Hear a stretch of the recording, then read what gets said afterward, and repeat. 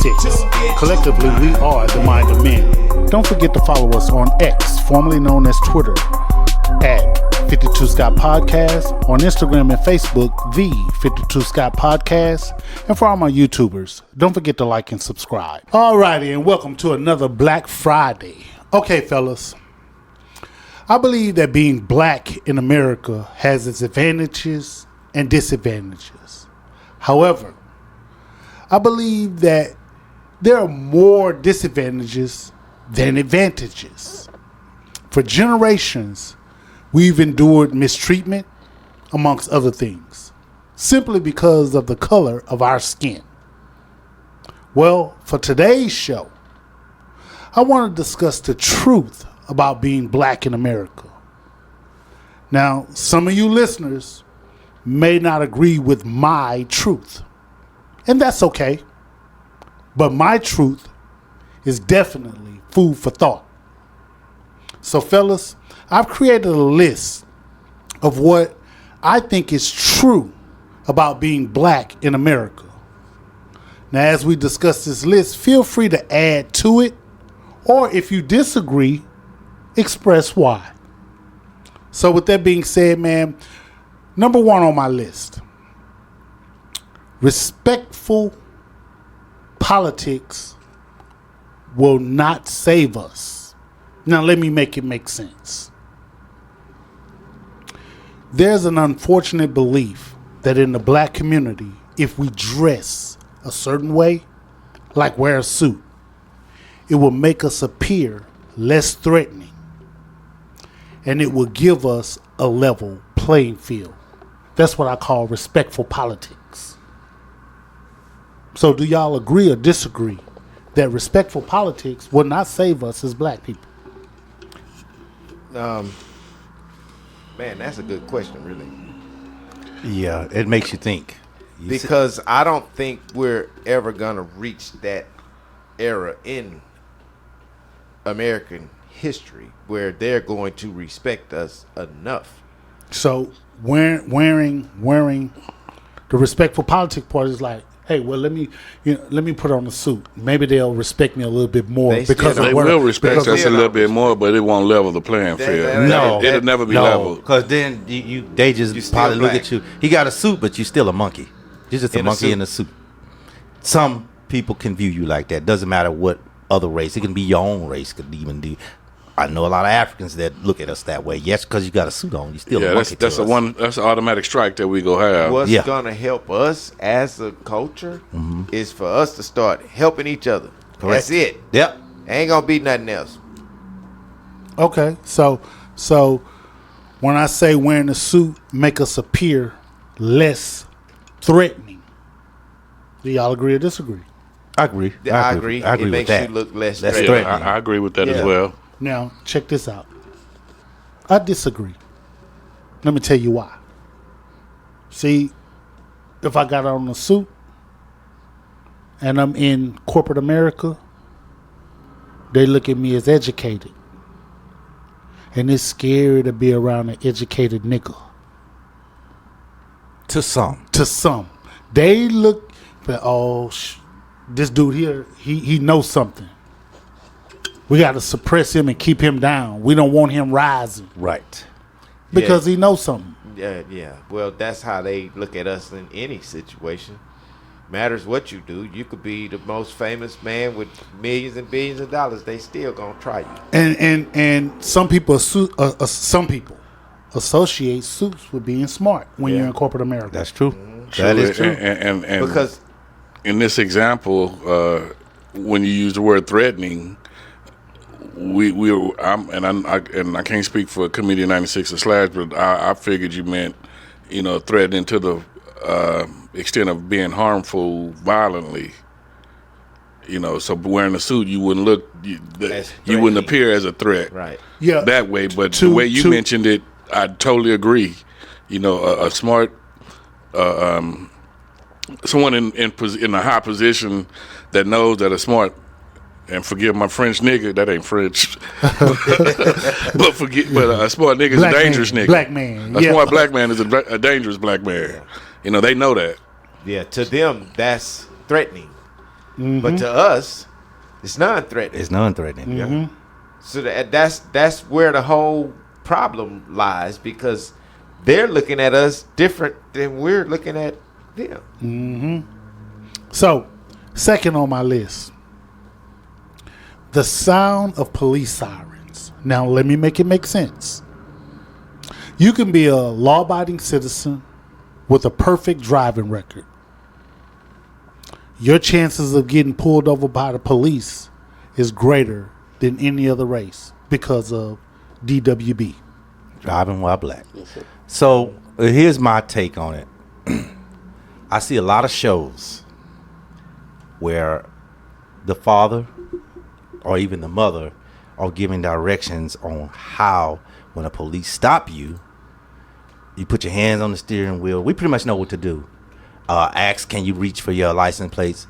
Now, I don't see a lot of white shows, a lot of Indian shows, a lot of Chinese shows directing their kids on how. Why is it only blacks have a way to be stopped by police? We can't get out the car and say, "What the fuck did you stop me for? Why the fuck did you stop me? I'm trying to get somewhere." We can't do that. We get a bullet in our head if we do some shit like that. Skin color. You get what I'm saying? So we have directions on how to be stopped by police, which bothers me, and we're the only fucking race. I didn't mean to cuss on your show, but we're the only race that have that. If you look at the TV shows, it's always black people showing us how to be stopped by a fucking cop. You know why? Because we're the only ones affected by cops, and the only ones been affected by cops for a long time. And it pisses me off, man. That boy had a cadence with that. Yeah. We're the only one expected of the color. Yeah, I mean, for real. I mean, it's I like this cadence. Shit. We've always been affected some sort of way by police officers, whether we was marching for freedom or whatever we was doing, trying to get to where we are now, and we still affected by it. We the only race that's been affected by it. And that's why I think, we're still even more threatening to them by not even having a suit on. Because you're killing us and we don't have a suit on. So what is it about us that's so threatening to you, why you don't want us around doing anything? Yeah. They're intimidated by us. Exactly. Okay, so next on my list, being the spokesperson for all black people. Now let me make it make sense. Whether you like it or not, one stupid acting black person is a reflection of all of us in the eyes of other races. Right. The stereotypes about African Americans are amplified. So when I say being the spokesperson for all blacks, how many times have we seen somebody black in public or on the news or something to where it's like you feel embarrassed or you feel ashamed because they may be acting in such a way, or they may look a certain way, not dressed a certain way, and that goes back to the respectful politics. And you feel like they're the spokesperson for all of us. Like, damn, they may think we all act like that, or they may think other races may think we all this way. But I used to think, the media purposely would pick someone that looked like that to make us look bad. I don't know if that was just my opinion. Yeah, you mean like when they find somebody on the street to talk about what's going on? Yeah, if there's a breaking news or some story going on, they girl. What's the one lady? She was saying they made her famous for this. I ain't had no shoes or nothing, honey. Ain't nobody got time for that. Shit like that. Yeah. They find somebody like that. Hide your wife, hide your dog, hide your kids. Yeah. Stuff like that. Yeah, so they take one, like you say, and make that represent all of us. And of course, other cultures feel like we all like that. You know what I mean? They some cultures probably saying, "Man, I bet all black people crazy like that." And that's racist. As racist as you could possibly get. It is. A stereotyping. All right. So the next one on my list.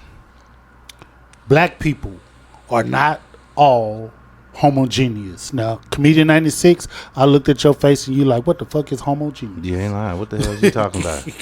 Okay, let me make it make sense. Yeah. We're not all of the same nature.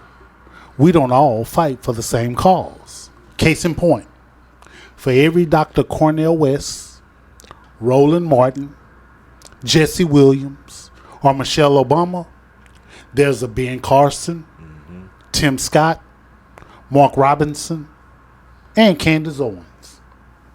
Love her. So I love her. Well, I don't. But anyway, my point is that we're not of the same nature. But your views are the same. That's why I listen to Candace. Our views and are not you the tell same. me the same thing she tells me. No, I don't. Oh, that my is a lie.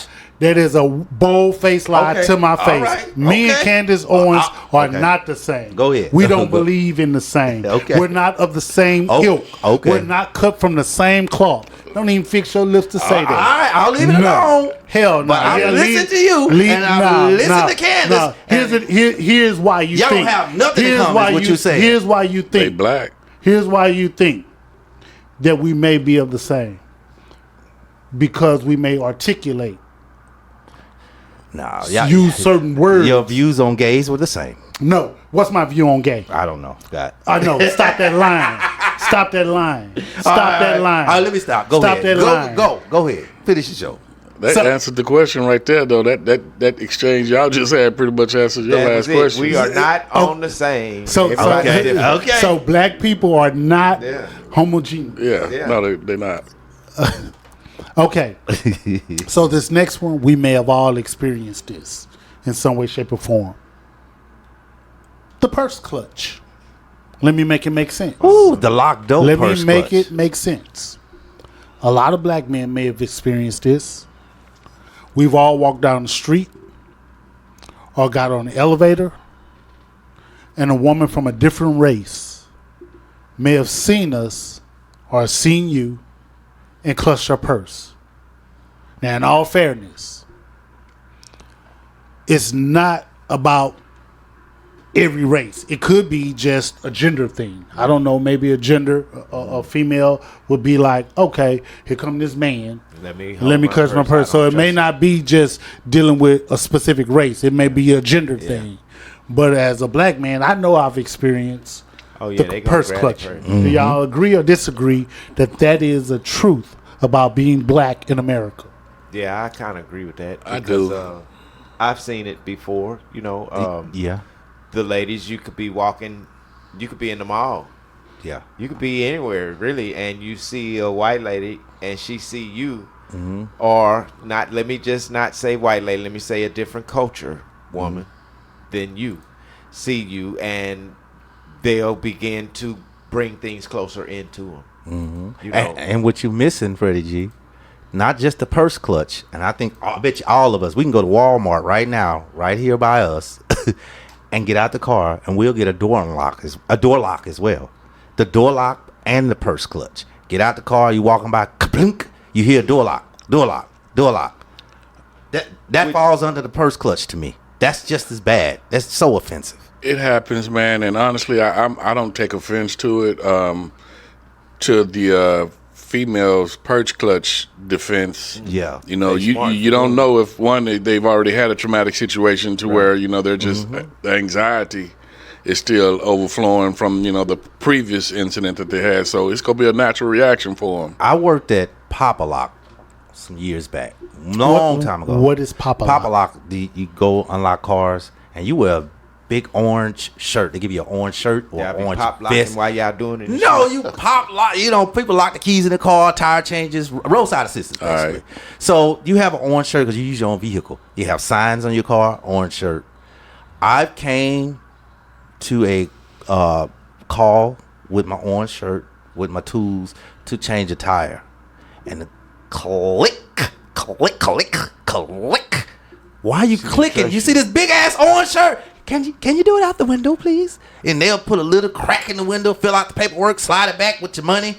Man, yes. Come on, man. How many impersonators you've seen on the news? Motherfuckers just being cautious. Yeah. You can't blame But them. I got a whole orange vest with my Pop-A-Lock. They sell orange vest. Light. I got Pop-A-Lock lights. But They tell you got lights. Here's the thing why I think that's a safety thing for women because they've seen in I'm changing the situations- tire. It doesn't matter. You could have on a caution jacket. You know what I'm saying? They You sell could them have at the on a swap police meet. uniform. You could be looking. You could have on a suit and still, it's stuff happen to women, Exactly. and Yeah, they're that's true. afraid. You got to be cautious. Then I don't blame them for being cautious. You know, that's good. I get it, but if you call for the service and then here, think about this: your service didn't require you having to go in the car either. no, I have to go to the car. She got to fill out the paperwork. But she got to sign the listen paperwork. to She what I'm got saying. to pay me. 96. Your Yeah. service that you was gonna do to her car did not require you to have to be inside the car. Correct. She can lock her door. Yeah, you but- got to do what you got to do. But what from I'm saying, outside. she's sitting in the car filling out the paperwork. She put a little crack in the So window. what? Set up. Okay, well, That's hey. not offensive. It shouldn't be. That's a woman protecting herself because she don't know you. Okay. We just had a conversation earlier But today. I don't care. And it's not was to I say- giving think that's examples. over the top because what's the difference in getting in an Uber with no uniform to a person with a Because- Pop-A-Lock shirt, You a know Pop-A-Lock why? car Because with Pop-A-Lock anybody will do lights, anything Pop-A-Lock nowadays. tools. I got the tools in my hand with the well- you see me Okay. changing your tire. You still don't unlock Okay, the door. so let me bring it back for a second. this- Let me bring it go back ahead. for a second. Go ahead. This particular one on my list mentioned the purse clench, right? Now, let me ask y'all. I did say that I don't know if it's being black in America, a black person thing where a woman from the opposite race clench her purse when she sees a black man, or is it a gender thing Stuff like where that. a woman actually sees a man and clenches a purse? So, with that being said, let me ask y'all. Who do you think experienced it the most? Let me break this purse clenching down a little bit more. Let's make it white and black. Let's just make it white and black. If there's a white woman and she sees a black man, and that black man is walking past her or gets on the elevator with her or whatever, do you think that she's more apt to clench her purse if a black man's around, a white man's around, an Asian man's around, or a Hispanic man? A black man. Black man. A black man. So when we go back and we say we don't know if it's a male thing or if it's a gender thing or if it's a racial thing. Well, you guys said, in all fairness to this imaginary white woman, we're all for black men, right? So we all agree that it may be a black man. And so, but at the end of the day, that tells me that, okay, it may not be just a gender thing. Because a black woman gonna clutch her purse too when a So, black man. Yep. okay, so let's use a black woman. You have a black woman now. And a black woman sees a black man, a white man, And Asian. an Asian man, and a Hispanic man. If she's clenching her purse for only one of those men, only one, who's she's clenching her purse from? Black man. Black man. I'm gonna say a black man, but I'd like to also. Well, I want you to finish, but I want to touch back on this on something you were talking about at the beginning of the show, where you were saying that dressed in a suit. Yeah, I get it. The respectful politics. Respectful politics. Now, if that same scenario, if the black man was in a suit and the white man was dressed, casual or Jeans, t-shirt. yeah, and the Mexican is Hoodie. not dressed professionally, I don't feel that the black man would be the first to be suspected to grab that purse. I agree. I think that for the most part, when it comes to women, I think a lot of it is security purposes, woman-wise. But when it comes to race, I think that's kind of course, you black and you dressed with a hoodie and tennis shoes and a shirt. The women gonna clutch their purse. But I also think it's a security thing because if a Chinese with a hoodie and some jeans, she gonna clutch her purse on him too. Exactly. It's about what you look like most of the time as far as women's security In today's society, and I don't blame them. Okay, so when we look at that, break the purse clenching down, do y'all think that blacks are more apt to be stereotyped for crime? Hell yeah. Yeah, of Every course. day, all day. Definitely, 100%. There's more of us Every in day, the all prison day. than they are. And clutching the purse is a sign of this person could snatch my purse, which is a crime that this person would commit. Correct. Okay, so moving on to the next one that I have on my list. You may be a fetish.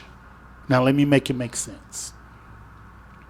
Comments like, once you go black, you never go back, or all black men have BBCs. Now, comments like that makes the opposite race curious about black men. So, if you're in an interracial relationship, ask yourself, is the person with me for me, or if they with me, or is they just with me because I'm black? Mm-hmm.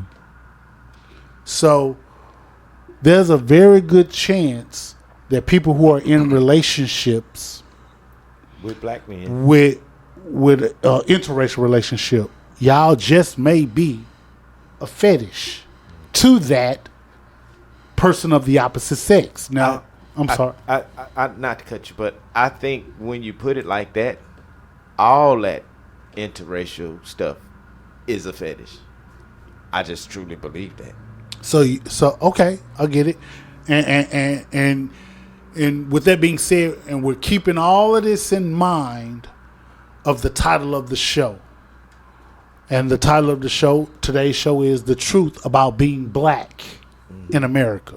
Right. So when you think about being a black woman or a black man and you're in an interracial relationship,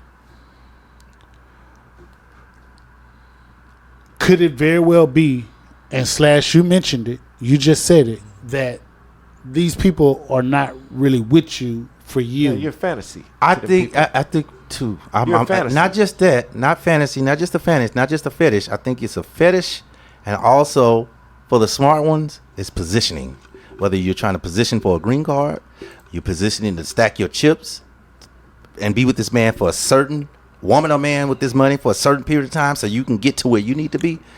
Positioning and fetish to me. I think everybody positions themselves. That's part of life. But no. I think if it's the same colors, I think it's true love.